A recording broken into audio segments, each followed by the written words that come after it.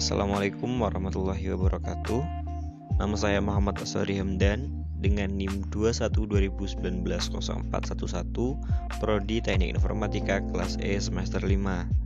Dalam video ini saya akan memenuhi penugasan UTS mata kuliah Sistem Operasi yang dibimbing oleh Ibu Mentari Endraswari MKom.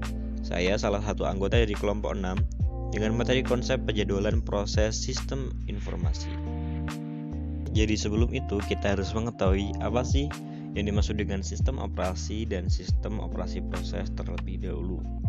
Sistem operasi atau operating system merupakan perangkat lunak yang diprogram sebagai penghubung antara pengguna komputer atau user dengan perangkat keras komputer. Sedangkan sistem operasi proses pada sistem operasi adalah program yang sedang dieksekusi atau dikerjakan di dalam komputer yang pengerjaannya dilakukan secara bertahap dan merupakan unit kerja terkecil yang secara individu memiliki sumber-sumber daya yang dijadwalkan oleh sistem. Selanjutnya ada istilah-istilah yang akan kita temui dan akan berkaitan dengan materi sistem operasi kali ini, yakni ada operasi multiprocessing, yaitu manajemen banyak proses di komputer multiprosesor.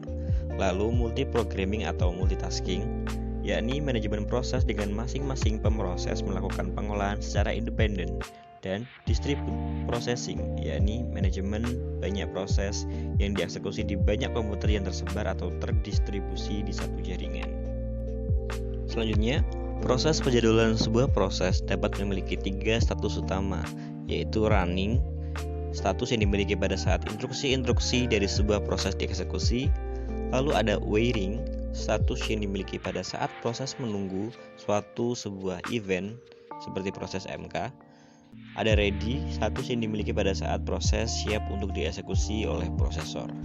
Terdapat 2 status tambahan pada saat pembentukan dan terminasi, yaitu new dan terminate. Penjadwalan bertugas memutuskan hal berikut, yakni proses yang harus berjalan, kapan dan selama berapa lama proses berjalan. Ada 3 tipe penjadwalan pada sistem operasi.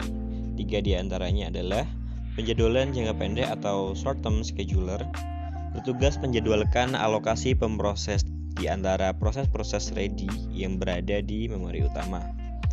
Kemudian ada penjadwalan jangka menengah atau medium term scheduler, yaitu setelah dieksekusi selama suatu waktu, proses mungkin ditunda karena permintaan layanan masukan atau keluaran atau memanggil suatu sistem call. Dan ada penjadwalan jangka panjang, yakni long term scheduler. Penjadwalan jangka panjang bekerja terhadap antrian batch dan memilih batch berikutnya yang harus dieksekusi sistem.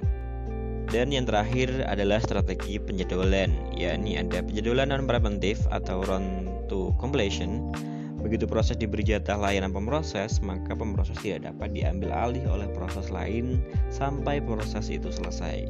Kemudian ada penjadwalan preventif, yakni saat proses diberi jatah layanan pemroses, maka pemroses dapat diambil alih proses lain yang mempunyai prioritas lebih tinggi berdasarkan kriteria sistem itu. Proses yang diselam berubah menjadi state ready.